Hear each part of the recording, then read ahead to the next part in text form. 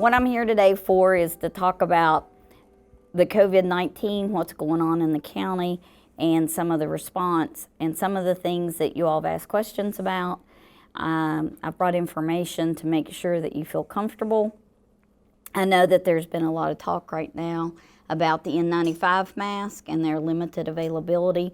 So what we've done is, at Cabell County EMS, we have enough probably that would have lasted 2 or 3 years, but due to the crisis, we're going to recommend the reuse of them. This is per CDC guidelines. So what I'm going to do is just go over some of the information. That way you feel comfortable. If you have questions along the way, feel free to ask. But I'm going to explain to you some of the things that they are recommending. And the reuse, to me, because I was a nurse in the past, and that's very new to me. So I went in and got recommendations from the CDC and how they're recommending their reuse. And also what I did was I pulled the manufacturer, and this has got information directly from the manufacturer that says the N95 can be reused. Now this was put out prior to this crisis, so this is something that I trust. So if we would have looked at this 2 years ago, it would have been saying the exact same thing, that you can reuse the N95 as long as it doesn't get so soiled with blood, vomit, whatever, that you can't breathe through it any properly. So that made me feel a little bit better once I saw that. But I went ahead and made up N95 reuse guidelines, and that way when you know when to use it and when to discard it. One of the things that we're recommending is that you can wear it and put on a secondary surgical mask, and that'll sort of protect it from vomit, blood, anything that may be liquefied. And then you can take that off and you still have your N95 mask that's still relatively intact that you can reuse. One of the things that we have said is, and we've got a couple of different kinds here, and you will see all different kinds as long as they're rated to the N95 means that they meet federal standards. So we've got one that looks like this, we've got one that looks like this.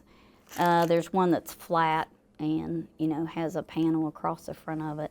And as long as they're rated per government regulations, then they're all filtering to that level. So anyone that you have, these are fitted to your face. So you want to make sure that when you put it on, you feel like there's a good seal. My recommendation is that you keep it with you.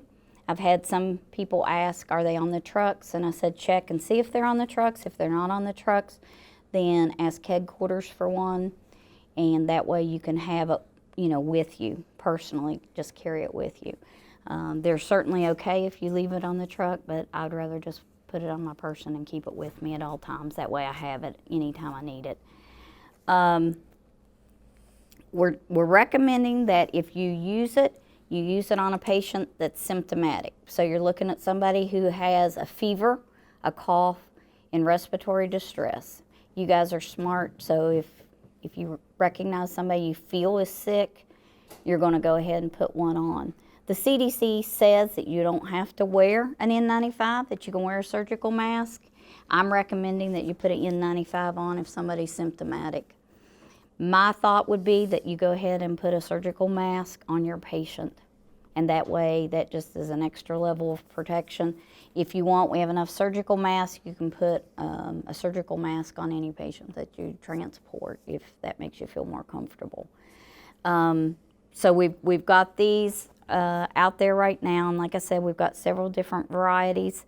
Once you use them, and I said the other day, I said once you use them on a patient, and they're like, we're not using them on a patient. So these don't go on a patient. That's not what I meant. Once you use them after you have transported a patient that has high level of suspicion, then you can disinfect it.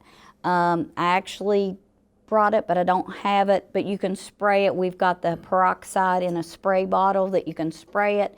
You want to lightly spray it. You don't want to soak it to where it's dripping, because if it's dripping, it's going to get soggy, it's going to get moist. One of the things that the CDC is recommending, this really high-tech brown paper bag to put it in. Now, some of the crews were saying that they saw people in the hospital that were putting them in Ziploc bags. I wouldn't recommend a Ziploc bag because once you put it in a Ziploc bag, you're going to get that moisture, the condensation. It's going to remain moist, and you certainly don't want it to remain moist. So the brown paper bag's going to air, and that will absolutely is appropriate. You can set it in the bay or wherever is comfortable. I probably wouldn't set it here on the table. I would put my name on it. That way nobody is using mine and I'm not using anyone else's. And that way you keep it for yourself. They're going to distribute to all first responders. So we're going to be looking at police, fire, and EMS all through Cabell County. And so you will be seeing the police department with them and fire departments with them. And they are able to use those in the same way that you guys use them if there's a high level of suspicion. Again, the CDC is not recommending that you use them on somebody that has no suspicion at all. So you don't have to be wandering around with an N95 mask on your entire shift. That's really not the purpose of it at all. Once you set it in there and you let it air dry, then it'll be good to use again. The CDC said up to 5 times you can reuse it, but the guidelines from the manufacturer don't specifically say that, so you use your best judgment. I had somebody ask me, well, if it's covered in blood, what do I do? And I said, throw it away, you know, what you're gonna do. You know, if it gets soaked with anything, you know, throw it away and get you a new one. We're gonna make sure that they're on the trucks, but like I said earlier, I would make sure that they're in my hands. Peroxide is rated to work on it, to disinfect them, and we've provided spray peroxide to all the stations to use for the disinfectant of them. Okay, we're going to go over properly fitting an N95 mask. So what I'm going to do, I'm going to get the rubber bands on the outside. I'm going to cup the front, place it up to my face, lift the straps over. So the bottom strap is down on my neck, the top strap is high on the head. I'm going to fit the nose piece around my nose, take a deep breath, and try to see if there's any air coming in around the sides. If there are, I can readjust it and refit it. Inhale and exhale, checking for leaks. If you can't get a proper seal, you might need to try a different style of mask or a different size. I would then put on my gloves to provide patient care. After I'm done providing care, I'm going to remove my gloves, throw them away, perform hand hygiene with hand sanitizer. I would then put on clean gloves. Now my hands are sticky.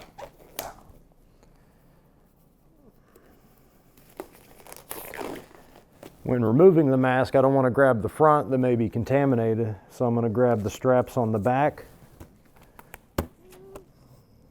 and pull those off. Get a grip.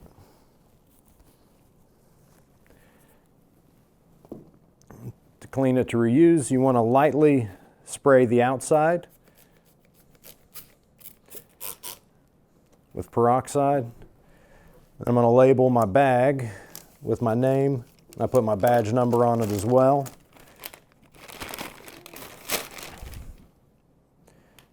And I would slide that in there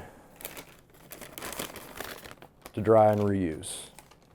One of the other things that there's a high level of question about, and that's why this is sitting here, is your uniforms. So once you come in contact with somebody, what do you do?